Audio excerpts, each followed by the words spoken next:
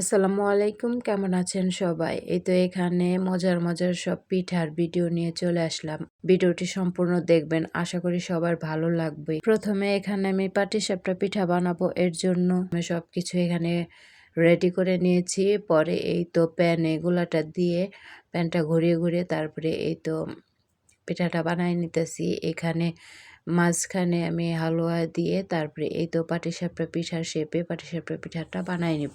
পাটিসাপটা পিঠা খেতে কিন্তু দারুণ লাগে, অনেক মজা। আর এই তো আমার পাটিসাপটা পিঠাটা বানানো হয়ে গেছে। বাসায় মেহমান আসছিল, এর জন্য পিঠার আয়োজন করা হয়েছিল। এই তো এখানে ভাগা পিঠা করব আর দুধ চিতই করব, এর জন্য অনেকগুলা চালের গুঁড়ি ভাঙায় নিয়ে আসা হয়েছিল। পরে এই তো এখানে প্রথমে আমি চিতই পিঠার জন্য গোলা রেডি করে নিয়েছি, আর এখন এগুলা মেখে রেস্টে রেখে দেব।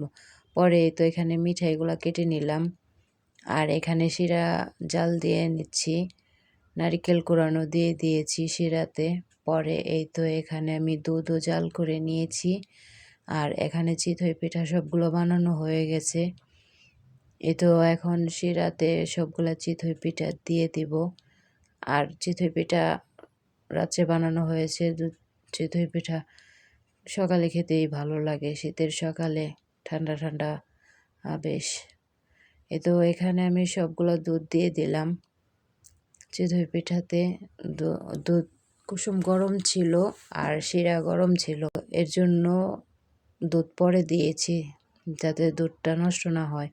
এই তো পিঠাগুলা দেখতে খুব সুন্দর হয়েছিল। আর সকালে এখন আমরা সবাই মিলে খেয়ে নেব। এই তো প্লেটে নিয়ে নিচ্ছি। ভিজানা পিঠা খাওয়ার পরে এই তো এখন ভাপা পিঠা করব, এর জন্য গুঁড়ি রেডি করে নিয়েছি।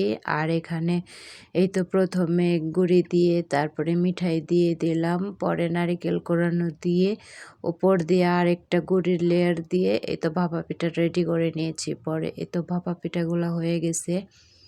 গরম গরম ভাপা পিঠাও খেতে অনেক মজা লাগে, ভাপা পিঠা ঠান্ডা হয়ে গেলে আর ভালো লাগে না।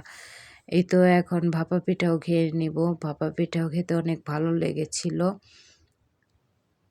পরে সবাই একসাথে খেয়ে নিয়েছি। পরে দুপুরে রান্না বাড়ার আয়োজন ছিল, সেগুলা পরের ভিডিওতে শেয়ার করব। পরে এখানে তেলের পিঠা বানাইছিলাম, এখানে তেলের পিঠার গোলাটাও গোলায় নিয়েছি ভালো করে নারিকেল দিয়ে। তারপরে এই তো এখন গরম তেলের ভিতরে আমি গোলাটা দিয়ে দিলাম। দেখতেই পাচ্ছেন পিঠাটা কি সুন্দর ফুলছে, আর তেলের পিঠাও খেতে ভালো লাগে। তেলের পিঠা খুব মজার একটা পিঠা, এই পিঠাটা সবসময় বানানো যায়, কোনো শীত লাগে না, গরমও লাগে, অনেক মজাদার এই পিঠাটা। ভিডিওটি দেখে ভালো লাগলে লাইক দিয়ে পাশে থাকবেন। আল্লাহ হাফেজ।